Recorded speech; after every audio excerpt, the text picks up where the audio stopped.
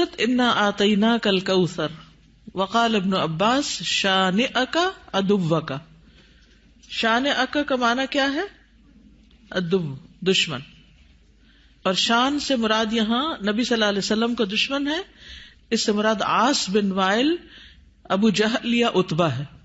لیکن عام معنی یہ کہ قیامت تک جتنے بھی لوگ رسول اللہ صلی اللہ علیہ وسلم کے دشمن ہیں، چاہے وہ آپ کے دور میں تھے یا بعد میں آئے، وہ سب انجام کے اعتبار سے خائب و خاسر ہیں، نامراد ہیں.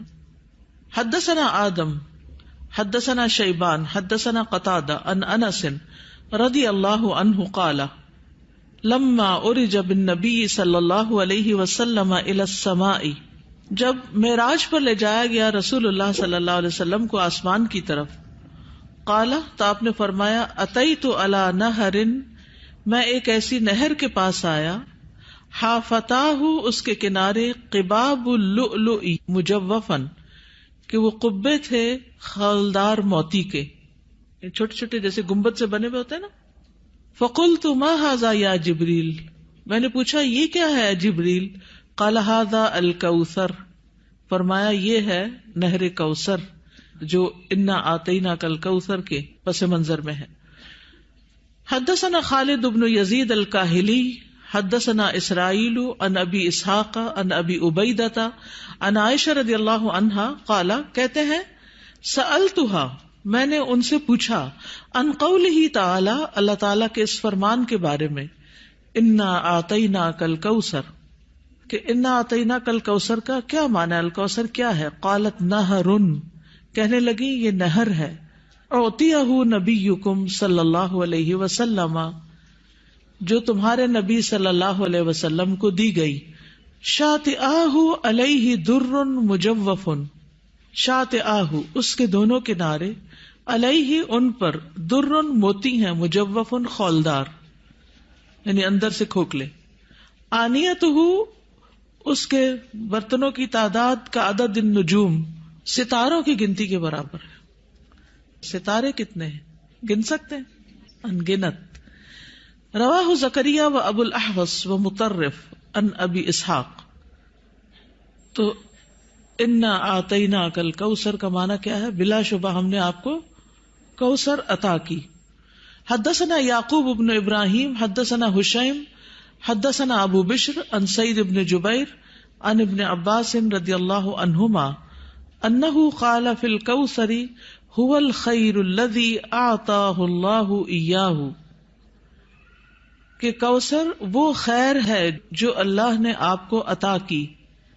قال ابو بشر قلت لسعید بن جبیر، ابو بشر کہتے ہیں میں نے سعید بن جبیر سے کہا جو ابن عباس کے شاگرد تھے، فإن الناس يزعمون انه نہر، کہ لوگ تو یہ سمجھتے ہیں کہ وہ ایک نہر ہے، فی الجنت جنت میں. فقال سعید، تو سعید کہتے ہیں النہر الذی فی الجنت، کہ وہ جنت والی جو نہر ہے، من الخیر اس خیر میں سے ہے، الذی آتاہ اللہ ایاہ جو اللہ تعالیٰ نے آپ کو عطا کی. تو کوثر کا لفظ جو ہے یہ لغوی اعتبار سے کثرت سے ہے، اس سے مراد خیر کثیر ہے، جیسے کہ آگے ابن عباس کہتے ہیں. اور اس میں دوسرے معنی بھی آ جاتے ہیں، جیسے جنت میں نہر کوثر وہ اسی خیر کثیر کا حصہ ہے، یعنی خیر کثیر عمومی لفظ ہے اور پھر اس کی مثالیں ہیں جیسے نہر اور حوض وغیرہ. اسی طرح حوض کوثر کو بھی اس کا مصداق بتایا گیا ہے.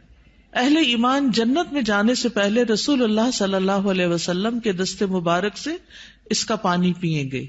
اس حوض میں پانی جنت والی نہر سے آ رہا ہوگا. اس طرح تطبیق ہو جاتی. یعنی اگر کوئی یہ کہے کہ کوثر کا معنی کیا ہے، تو عمومی لغوی معنی کیا ہے؟ خیر کثیر. اور نبی صلی اللہ علیہ وسلم کو اوور آل خیر کثیر ہی عطا کی گئی تھی. اور پھر خصوصی معنی کیا ہے؟ نہر کوثر اور حوض کوثر. حوض کوثر میدان حشر میں ہے، جس سے پانی آئے گا کہاں سے؟ نہر کوثر سے. اور نہر کوثر کہاں ہے؟ جنت میں ہے. اسی طرح آپ صلی اللہ علیہ وسلم کو دنیا میں جو بلند مقام ملا اور آپ کا ذکر کثیر ہوا اور آپ کو فتوحات نصیب ہوئی، یہ سب بھی خیر کثیر میں شامل ہے. دنیاوی اعتبار سے کیا کیا ہے خیر کثیر میں شامل؟ فتوحات، بلند مقام اور ذکر کثیر. نہر کوثر کی خوشخبری سن کر آپ صلی اللہ علیہ وسلم بہت خوش ہوئے تھے. صحیح مسلم کی روایت ہے, حضرت انس کہتے ہیں کہ ایک دن رسول اللہ صلی اللہ علیہ وسلم ہمارے درمیان تشریف فرما تھے. آپ پر نیند سی طاری ہوئی, پھر آپ نے مسکراتے ہوئے اپنا سر اٹھایا تو ہم نے عرض کیا, یا رسول اللہ, آپ کس بات پر ہنس رہے تھے؟ تو آپ نے فرمایا, مجھ پر ابھی ایک سورت نازل ہوئی. پھر آپ نے بسم اللہ الرحمن الرحیم انا آتیناک الکوثر فصل لربک وانحر ان شانئک ھو الابتر پڑھی, اور فرمایا کہ تم جانتے ہو کہ کوثر کیا ہے؟ تو ہم نے کہا, اللہ اور اس کا رسول ہی بہتر جانتے ہیں. آپ نے فرمایا, بے شک وہ ایک نہر ہے, مجھ سے میرے رب نے اس کا وعدہ کیا ہے, اس میں بہت سی خوبیاں ہیں. وہ ایک حوض ہے جس پر قیامت کے دن میری امت کے لوگ پانی پینے کے لیے آئیں گے. تو حوض کوثر کیا ہے, اس کی ڈسکرپشن کے بارے میں کچھ احادیث ہمیں ملتی ہیں. ہم میں سے ہر مسلمان حوض کوثر کا ذکر تو کرتا ہی رہتا ہے یا سنتا ہی رہتا ہے, لیکن اس کی بہت سی ڈیٹیلز ہمیں نہیں معلوم, تو ان کو ذرا دوہرا لیتے ہیں. رسول اللہ صلی اللہ علیہ وسلم نے فرمایا, میرے حوض کے دونوں کناروں کے درمیان اتنا فاصلہ ہے جتنا مدینہ اور صنعاء کے درمیان ہے. پھر اسی طرح یہ سطح زمین پر بہتی نہر ہے, اندر کھڈوں میں نہیں ہے. رسول اللہ صلی اللہ علیہ وسلم نے فرمایا, مجھے کوثر عطا کی گئی, وہ ایک نہر ہے جو گویا کہ سطح زمین کے اوپر بہتی ہے.